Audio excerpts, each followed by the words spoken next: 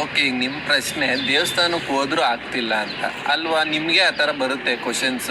ಯಾಕೆ ದೇವಸ್ಥಾನಕ್ಕೆ ಹೋಗ್ತಾ ಇರ್ತೀರಾ, ದೇವಸ್ಥಾನ ಸುತ್ತಾ ಇರ್ತೀರಾ, ಹರಕೆ ಹೊತ್ಕೊಂಡಿರ್ತೀರಾ, ಆದರೂ ಕೂಡ ನಿಮ್ಗೆ ಹೆಂಗೆ ಬೇಕೋ ಹಂಗೆ ಲೈಫ್ ಇರಲ್ಲ? ಪ್ರಶ್ನೆ ಅರ್ಥ ಆಯ್ತಲ್ವಾ?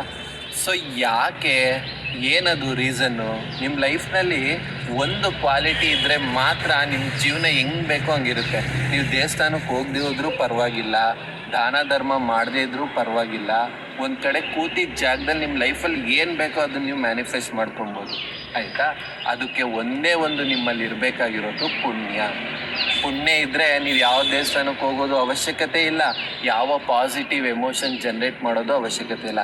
ನಿಮ್ಮ ಕ್ಯಾರೆಕ್ಟ್ರು ಕೂಡ, ನಿಮ್ಮ ಸ್ವಭಾವ ನೆಗೆಟಿವ್ ಇದ್ದರೂ ನಿಮ್ಮಲ್ಲಿ ಪುಣ್ಯ ಒಂದಿದ್ರೆ ಅದು ನಿಮ್ಮ ಜೀವನದಲ್ಲಿ ಮ್ಯಾನಿಫೆಸ್ಟ್ ಆಗುತ್ತೆ. ನಿಮ್ಗೆ ಏನು ಬೇಕೋ ಅದು ಸಿಕ್ಬಿಡುತ್ತೆ.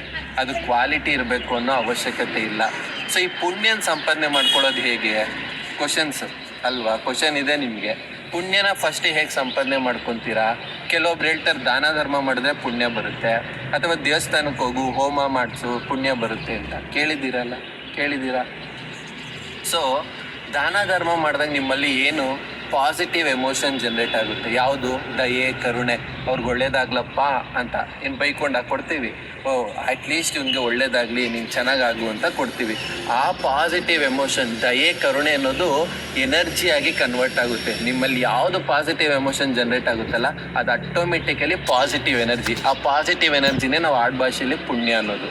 ದೇವಸ್ಥಾನಕ್ಕೆ ಹೋದಾಗ ಏನು ಜನ್ರೇಟ್ ಆಗುತ್ತೆ? ಭಕ್ತಿ. ಅದು ಕೂಡ ಒಂದು ಪಾಸಿಟಿವ್ ಎಮೋಷನ್.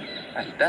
ಇನ್ನೊಂದು ಹೋಮ ಹವನ ಮಾಡಿದಾಗ ಆಗಲೂ ಕೂಡ ದೇವ್ರ ಮೇಲೆ ಭಕ್ತಿ ಇರುತ್ತೆ, ಮಾಡ್ತೀರಾ. ಇಷ್ಟೇನಾ? ದೇವ್ರು ಮಾಡ್ಕೊಂಡಿದ್ರೇನೆ ಅಷ್ಟೇನಾ ಪುಣ್ಯ ಬರೋದು? ಖಂಡಿತ ಇಲ್ಲ. ಪ್ರಾಣಾಯಾಮ ಮಾಡಿದ್ರೂ ಕೂಡ ಪುಣ್ಯ ಬರುತ್ತೆ. ಪ್ರಾಣಾಯಾಮ ಅಂದರೆ ಡೈರೆಕ್ಟ್ ಪುಣ್ಯನ ಸಂಪಾದನೆ ಮಾಡೋದು. ನೀವು ಯಾವುದೇ ರೀತಿ ನಾಸ್ತಿಕರು ಕೂಡ ಪ್ರಾಣಾಯಾಮ ಮಾಡ್ಬೋದು. ಪ್ರಾಣ ಅನ್ನೋದೊಂದು ಪಾಸಿಟಿವ್ ಎನರ್ಜಿ, ಅರ್ಥ ಮಾಡ್ಕೊಳ್ಳಿ. ಅದೇ ಪುಣ್ಯ ಅಂತ ನಾವು ಕರೆಯೋದು. ಆ ಪ್ರಾಣಾಯಾಮ ಮಾಡಿದ್ರೆ ಡೈರೆಕ್ಟ್ ಪುಣ್ಯ ಸಂಪಾದನೆ ಮಾಡ್ತೀವಿ. ಸೊ ಆಟೋಮೆಟಿಕಲಿ ನಿಮ್ಗೆ ಆಸೆಗೆ ಏನು ಬೇಕೋ ಅದನ್ನು ನೀವು ಮಾಡ್ಕೊಬೋದು ಲೈಫಲ್ಲಿ. ಇನ್ನೊಂದು ಧ್ಯಾನ ಮಾಡಿದಾಗ ನಿಮ್ಮ ಮನಸ್ಸು ಒಂದೇ ಕಡೆ ಏಕಾಗ್ರ ಆಗುತ್ತೆ, ಅಂದರೆ ಒಂದೇ ಥಾಟಲ್ಲಿರುತ್ತೆ.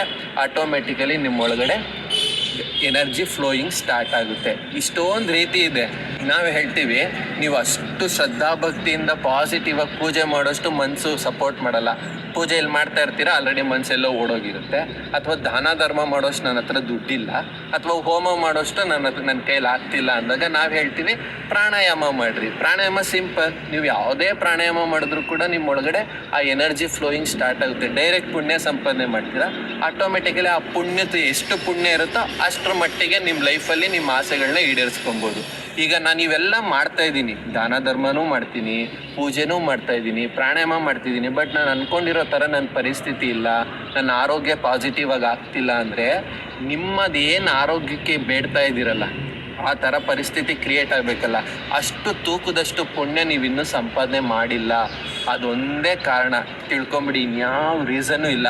ನೀವು ಪಾಸಿಟಿವ್ ಎಮೋಷನ್ಸಲ್ಲೂ ಜನ್ರೇಟ್ ಮಾಡಿ, ನೆಗೆಟಿವ್ ಎಮೋಷನ್ಸಲ್ಲೂ ಜನ್ರೇಟ್ ಮಾಡಿ. ಸ್ವಭಾವ ಹೇಗಾದರೂ ಇರಲಿ, ಬಟ್ ನಿಮ್ಮಲ್ಲಿ ಪುಣ್ಯ ಇರಬೇಕು. ಅದೊಂದು ಮನಸ್ಸಿನಲ್ಲಿ ನೀವು ಕರೆಕ್ಟಾಗಿ, ಆಯಿತಾ, ಇನ್ಮೇಲಿಂದ ಸಿನ್ಸಿಯರಾಗಿ ಇಷ್ಟನ್ನು ಸಂಪಾದನೆ ಮಾಡಿ. ಯಾವಾಗ ನಿಮ್ಮ ಆಸೆಗೆ ಬೇಕಾದಷ್ಟು ನಿಮ್ಮಲ್ಲಿ ಪುಣ್ಯ ಹುಟ್ಟುತ್ತೋ ಆಟೋಮೆಟಿಕಲಿ ನಿಮ್ಮ ಸಿಚುವೇಶನ್ ಪಾಸಿಟಿವ್ ಆಗಿ ಕ್ರಿಯೇಟ್ ಆಗುತ್ತೆ. ಇದು 100% ಟ್ರೂ ಫ್ಯಾಕ್ಟ್. ಆಯಿತಾ? ಇದು ನಾವೆಲ್ಲ ಹೇಳ್ತಿರೋದಲ್ಲ, ಸೈಂಟಿಫಿಕ್ ಆಗೂ ಹೇಳ್ತಾರೆ ಎವ್ರಿಥಿಂಗ್ ಇಸ್ ಎನರ್ಜಿ ಅಂತ. ಅದೇ ರೀತಿ ಋಷಿಮುನಿಗಳು ಕೂಡ ಇದನ್ನೇ ಹೇಳಿ ಹೋಗಿರೋ ಅಂಥದ್ದು. ಆಯಿತಾ? ಖಂಡಿತವಾಗ್ಲೂ ಈ ಪ್ರಾಕ್ಟೀಸ್ನ ನೀವು ಮಾಡಲೇಬೇಕು.